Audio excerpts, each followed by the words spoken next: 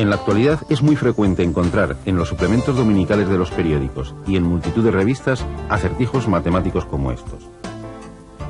Son muchas las personas de todas las edades que sienten auténtica pasión por enfrentarse con estos pequeños retos matemáticos.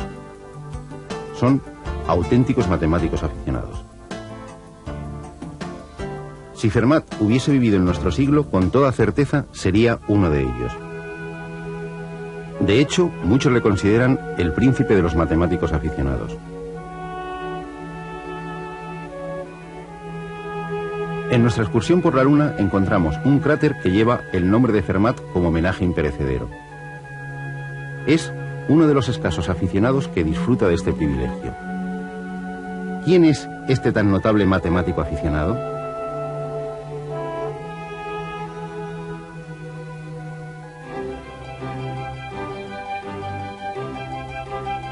Pierre de Fermat nació en los albores del siglo XVII, en 1601, en Beaumont, un pueblo del sudoeste de Francia.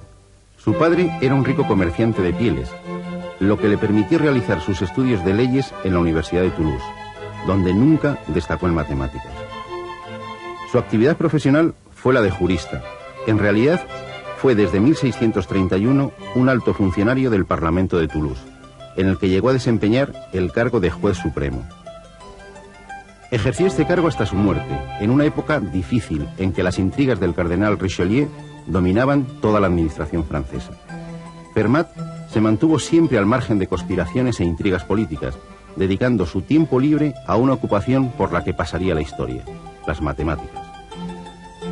No publicó en su vida ningún libro sobre matemáticas. De hecho, llegó a escribir a Pascal: no quiero que aparezca mi nombre en ninguno de los trabajos considerados dignos de exposición pública.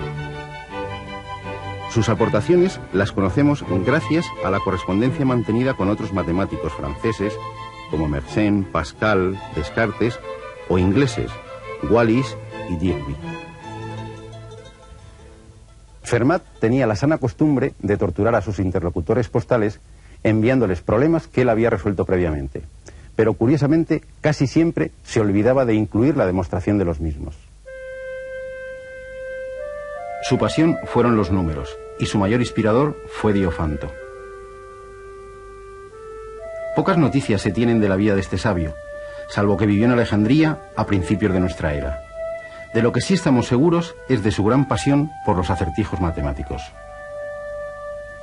En su tumba, en lugar de indicar la edad a la que murió, apareció un acertijo para deducirla, sin duda el mejor homenaje que se le podía hacer. El epitafio, en forma de enigma, es este: Dios le concedió ser niño la sexta parte de su vida. Una duodécima parte de ella más tarde cubrió de vello sus mejillas. Encendió en él la antorcha del matrimonio tras una séptima parte. Y 5 años después le concedió un hijo. Un hijo de nacimiento tardío que el destino se llevó cuando alcanzó la edad de la mitad de la vida de su padre. Este consoló su aflicción con la ciencia de los números durante los 4 años siguientes, tras los cuales su vida se extinguió. Para resolver esta ecuación, primero obtenemos el mínimo común denominador, que es 84. Multiplicamos ambos miembros de la igualdad por 84. Y para ello tendremos que multiplicar cada uno de los sumandos.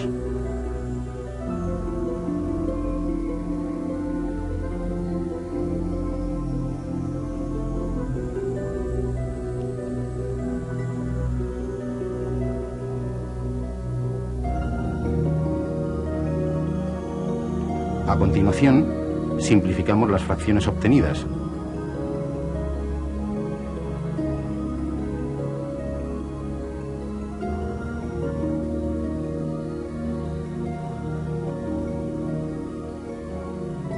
Agrupamos todos los términos que contienen la incógnita x. Reduciendo la ecuación y despejando la x, descubrimos que Diofanto fue un sabio longevo que vivió 84 años. Su aritmética constaba de 13 libros, de los cuales solo 6 sobrevivieron a la destrucción de la gran biblioteca de Alejandría, primero por los cristianos y luego por los musulmanes. En 1621 aparece en Francia una traducción al latín de estos 6 libros, realizada por Bachet, otro aficionado a los acertijos matemáticos. En su aritmética, Diofanto propone más de 100 problemas numéricos y da brillantes soluciones a todos ellos. Por desgracia, Fermat no heredó esta costumbre. A la luz de las velas, hacía anotaciones en los márgenes de esta edición tanto de las soluciones como de otras cuestiones similares a los problemas planteados. Uno de ellos tiene que ver con unas parejas extrañas de números, los números amigos. Los pitagóricos ya habían observado una rara relación entre los números 220 y 284. Los divisores de 220 son 1, 2, 4, 5, 10, 11, 20, 22, 44, 55 y 110. Los de 284 son 1, 2, 4, 71 y 142. En apariencia no tiene mucho parecido, salvo por este curioso hecho. Si sumamos todos los divisores de 220, obtenemos 284, el segundo número. Y si sumamos los de 284, obtenemos el primero, 220. Esta simpática relación llevó a los griegos a llamarlos números amigos y a identificar estos dos números como símbolo de la amistad. Pensaban que era la única pareja de números amigos. Tras más de 2000 años, Fermat va a descubrir la segunda pareja de números amigos. 17.296 y 18.416. En efecto, los divisores de 17.296 suman 18.416 y a su vez los de 18.416 suman 17.296. Fermat contagió esta fiebre de buscar números amigos a su colega y competidor Descartes, que encontró estos otros dos aún más sorprendentes: 9.363.584 y 9.437.056. Y eso que aún no se habían inventado las calculadoras.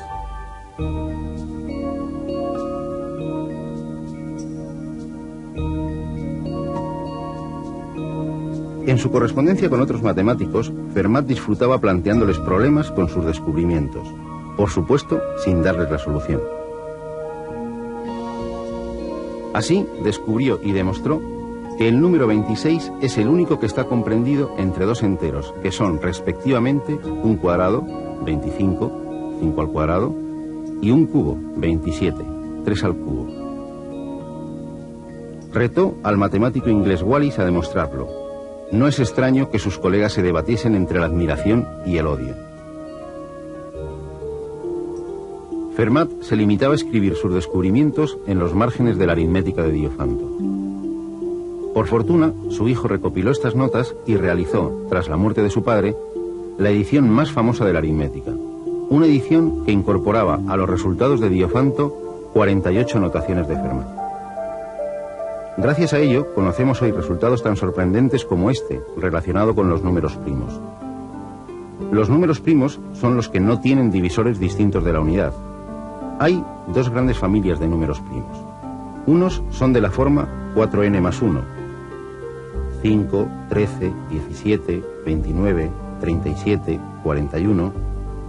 Los otros de la forma 4n más 3, 3, 7, 11, 19, 23, 31... Fermat descubrió que todos los de la primera familia se pueden escribir como la suma de dos cuadrados.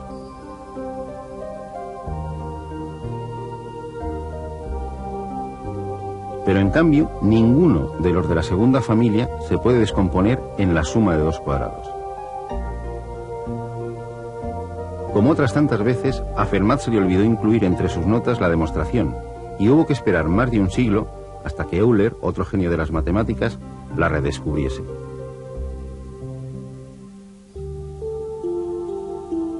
Pero será otra notación en el margen de la aritmética, relacionada con el teorema de Pitágoras, lo que va a hacer pasar a Fermat a la historia. Los pitagóricos demostraron que en todo triángulo rectángulo el cuadrado de la hipotenusa es igual que la suma de los cuadrados de los catetos.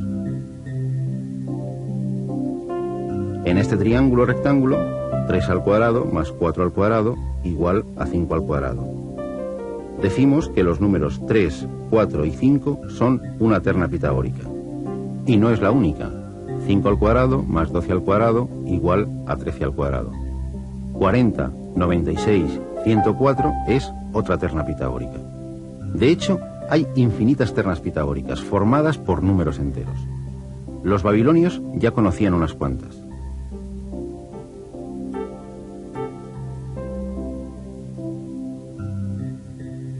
La existencia de estas ternas viene a demostrarnos que hay infinitas parejas de cuadrados formados por un número entero de baldosas, tales que al unirlos forman otro cuadrado, que tiene también un número entero de baldosas. Estos dos cuadrados, de 9 y 16 baldosas, nos permiten formar este otro de 25. ¿Ocurrirá algo parecido si en lugar de hacerlo con cuadrados, lo hacemos con cubos? Si reagrupamos los cubitos de los cubos de 3, 4 y 5 unidades de lado, podemos formar un cubo mayor de 6 unidades de lado. 3 al cubo más 4 al cubo más 5 al cubo es igual a 6 al cubo. Y no es el único caso. 7 al cubo más 14 al cubo más 17 al cubo es igual a 20 al cubo.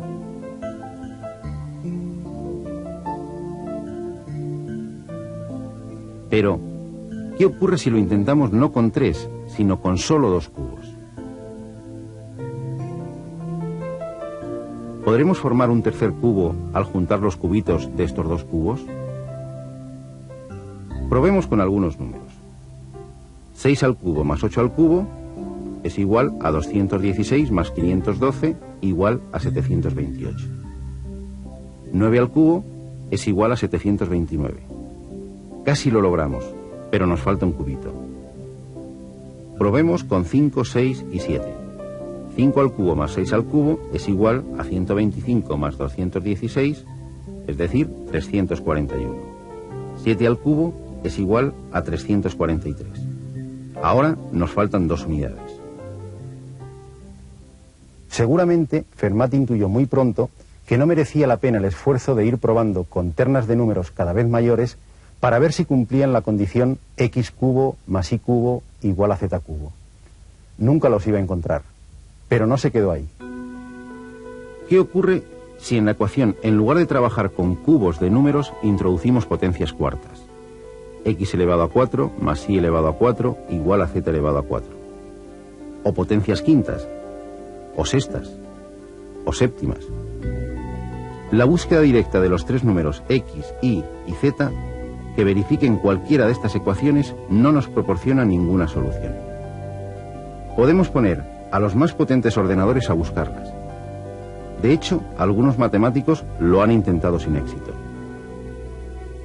Fermat declaró que aunque todos los matemáticos del mundo dedicaran la eternidad a buscar las soluciones de ecuaciones de esta forma, x elevado a n más y elevado a n igual a z elevado a n, siempre que n fuese mayor que 2, jamás las encontrarían. Por una razón muy simple: no existen.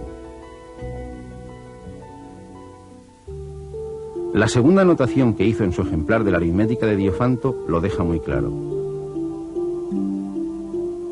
Es imposible encontrar la forma de convertir un cubo en la suma de 2 cubos, una potencia cuarta en la suma de 2 potencias cuartas, o en general cualquier potencia más alta que el cuadrado en suma de 2 potencias de la misma clase.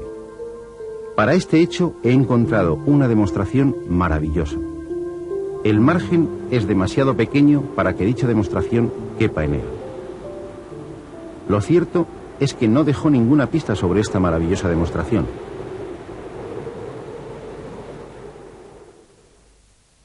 ¿Qué significa una demostración maravillosa? Fermat, como buen creador de enigmas, nos deja con el alma en vilo. Todo sugiere que la demostración no es excesivamente complicada, pero sí lo suficientemente extensa como para que no quepa en el margen del libro. ¿Llevaría razón Fermat o por primera vez estaría equivocado? Y comienza la búsqueda. En otra de sus anotaciones, Fermat da las pistas para la demostración en el caso en que el exponente es 4, n igual a 4. Utiliza un ingenioso método conocido como descenso infinito. Un siglo después de la muerte de Fermat, uno de los matemáticos más geniales y prolíficos de la historia, el suizo Leonhard Euler, atraído de forma irresistible por los cantos de sirena del último teorema, se lanzó a la aventura de demostrarlo para el caso particular de n igual a 3. Y salvo un ligero error, subsanado unos años después de su muerte, podemos decir que lo consiguió. Es decir, demostró que no existe ningún cubo de dimensiones enteras que se pueda descomponer en otros dos también de dimensiones enteras. La ecuación x cubo más y cubo igual a z cubo no tiene soluciones enteras. Que el teorema sea cierto para n igual a 3 y n igual a 4 significa que también lo es para sus múltiplos, 6, 8, 9, 12, 15, 16... El siguiente reto era conseguirlo para n igual a 5. Hay que esperar 75 años hasta que dos matemáticos franceses, Dirichlet, un anciano con más de 70 años, y Legendre, un joven de apenas 20, conquisten por separado esta cima. 15 años después se conquista el exponente 7. El protagonista, Gabriel Lamé, que creyó haber encontrado un método general para cualquier exponente. Como muchas otras veces a lo largo de la historia, el método contenía serios errores. A mediados del siglo pasado, Ernst Kummer creó una nueva teoría, la aritmética de los enteros ciclotómicos, que le permitió demostrar el teorema para casi todos los números primos menores que 100. Solo 3 de estos números primos se le resistían, 37, 59 y 67. Y por supuesto 74 por ser múltiplo de 37. Todo parecía indicar que al final Fermat llevaba razón. Desde 1970, potentes ordenadores han conseguido demostrar que la ingenua ecuación x elevado a n más y elevado a n igual a z elevado a n no tiene soluciones enteras para exponentes menores que 300.000. Pero esos no son todos los números enteros.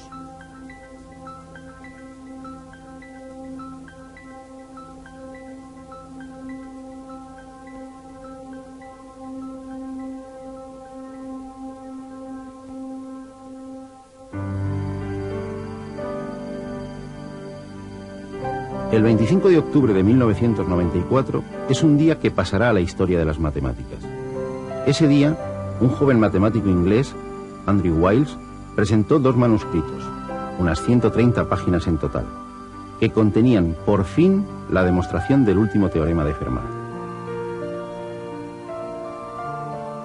Un año antes, Wiles había ocupado las primeras páginas de todos los periódicos del mundo, y es raro que esto le ocurra a un matemático.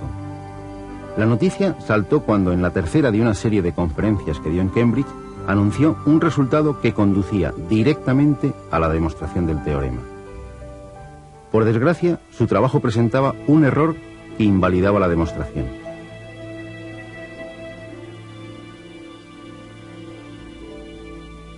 Tras un año de esfuerzo obsesivo, Wiles volvió a ocupar la portada de los periódicos, pero esta vez sin ningún error de por medio. Por fin, tras más de 350 años de intentos de los mejores cerebros del planeta, el reto matemático más popular de la historia había sido superado. La ecuación x elevado a n más y elevado a n igual a z elevado a n no tiene soluciones enteras cuando n es mayor que 2. Pero una duda nos sigue martillando la cabeza. ¿Será cierto que Fermat había encontrado una maravillosa demostración de este mismo resultado? Y si es cierto, ¿cómo lo hizo? Wiles tuvo que utilizar unas técnicas matemáticas descubiertas a lo largo de los siglos XIX y XX, inaccesibles por su complejidad para la mayoría de los matemáticos actuales. Por supuesto, muy alejadas de los conocimientos matemáticos de la época de Fermat. Sin embargo, él puso los cimientos de dos ramas fundamentales de las matemáticas: el cálculo de probabilidades y la geometría analítica. Por desgracia, sus contribuciones en ambos campos no caben en el estrecho margen de tiempo de este programa.